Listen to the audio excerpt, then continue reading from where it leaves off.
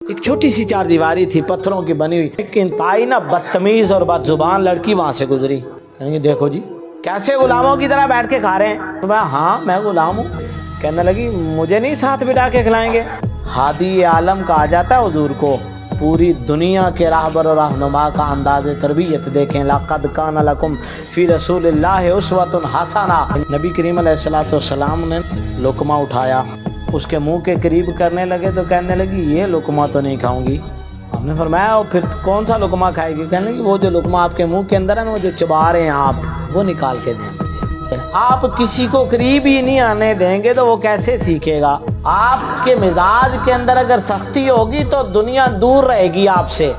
کبھی ان کو قریب بٹھا لیا کریں، اپنے غریبانوں کے اندر جھانک کر دیکھیں کہ ہماری طبیعت کے اندر وہ سختی تو نہیں. اللہ تعالی ہمیں نبی کریم علیہ السلام کی سیرت طیبہ کے ان